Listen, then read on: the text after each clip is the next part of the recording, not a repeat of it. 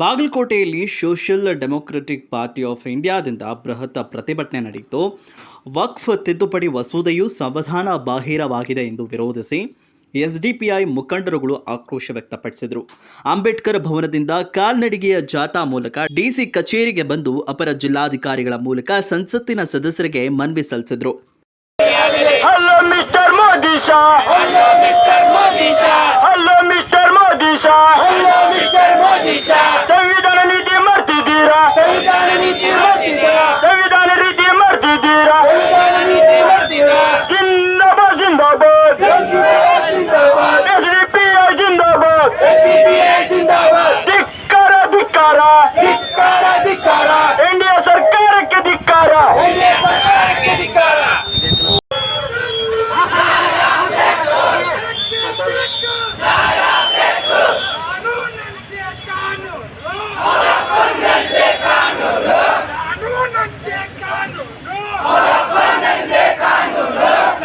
ಆಸ್ತಿಯನ್ನು ಮುಸ್ಲಿಮರ ಏಳಿಗೆಗೆ ಬಳಸತಕ್ಕದ್ದು. ಅದೇ ರೀತಿಯ ಕೊನೆಯಲ್ಲಿ ಒಂದು ಮಾತುಗಳು ನನ್ನ ಭಾಷಣವನ್ನು ಮುಗಿಸುತ್ತೇನೆ.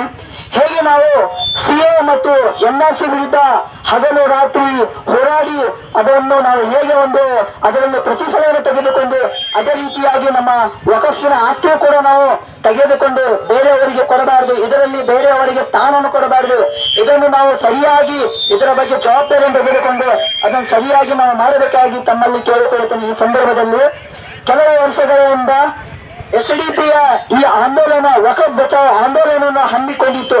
ಅದರಲ್ಲಿ ನಾವು ಆವಾಗಲೇ ಹೇಳಿದ್ದು ವಕಫ್ ಬಚಾವ್ ಆಂದೋಲನದಲ್ಲಿ ಆದರೂ ಎಲ್ಲ ಜನರು ಯಾವ ಜನರು ನಮ್ಮ ಮುಸ್ಲಿಮರು ಅದರ ಬಗ್ಗೆ ಎಚ್ಚೆತ್ತುಕೊಳ್ಳಲಿಲ್ಲ ಕಾರಣಕ್ಕಾಗಿ ಇವತ್ತಿನ ದಿನಮಾನಗಳಲ್ಲಿ ಎನ್ಡಿಎ ಸರ್ಕಾರ ಅದರ ವಿರುದ್ಧವಾಗಿ जो संविधान दिया है उस संविधान पे हम चलेंगे और उस संविधान को जो खराब करने की कोशिश करेगा उसका थोबड़ा बिगाड़ देंगे इंशाअल्लाह। अल्लाह ताला हम सबको सुनने से ज्यादा उस पर अमल. ಇವತ್ತು ಬಾಗಲಕೋಟೆ ಡಿಸಿ ಆಫೀಸ್ ಎದುರುಗಡೆ ನಾವು ಪ್ರತಿಭಟನೆ ಮಾಡಿದ್ದೀವಿ. ನಾವು ಸಂದೇಶ ಕೊಡುವಂಥ ಏನು ಉದ್ದೇಶ ಏನಂದರೆ, ಭಾರತದಲ್ಲಿ ಮುಸ್ಲಿಂ ಸಮುದಾಯ ವಕಫ್ ಅನ್ನೋದು ಒಂದು ಪ್ರೈವೇಟ್ ಪ್ರಾಪರ್ಟಿ ಅದು. ಈ ಎನ್ಡಿಎ ಸರ್ಕಾರ ಅದನ್ನು ಸರ್ಕಾರಕ್ಕೆ ತಂದು ಅದು ವಕಫ್ ಪ್ರೈವೇಟ್ ಅನ್ನು ತೆಗೆದು ಸರ್ಕಾರಕ್ಕೆ ಮುನ್ನಡೆಸಬೇಕಂತ ಒಂದು ಕರಾಳ ಕಾನೂನನ್ನು ತರಕ್ಕೆ ಹೊಂಟಿದ್ದೆ. ಅದು ವಿರೋಧವಾಗಿ ನಾವು social democratic party of India ವತಿಯಿಂದ ಇವತ್ತು ಪ್ರತಿಭಟನೆ ಹಮ್ಮಿಕೊಂಡಿದ್ದೀವಿ. ಇದೇ ಥರನಾಗಿ ಬಾಗಲಕೋಟೆ ಜಿಲ್ಲೆಯಲ್ಲಿ ನಮ್ಮ 6 ಅಸೆಂಬ್ಲಿಯಲ್ಲಿ ಪ್ರತಿಭಟನೆ ನಡೀತಾ ಇದೆ. ಮುಂಬರಿನಲ್ಲಿ ಸರ್ಕಾರ ಈ ಕರಾರ ಕಾನೂನನ್ನು ಹಿಂತೆಗೊಳ್ಳಿಲ್ಲ ಅಂದರೆ ನಾವು ಇದಕ್ಕೆ ಇನ್ನಷ್ಟು ಉಗ್ರ ಹೋರಾಟಗಳನ್ನು ಮಾಡಿ ಇದಕ್ಕೆ ಕರಾಳವನ್ನು ಕ್ಯಾನ್ಸಲ್ ಮಾಡಿಸುವಂಥ ಜವಾಬ್ದಾರಿ ಎಸ್ಡಿಪಿಐ ಮಾಡಿದೆ.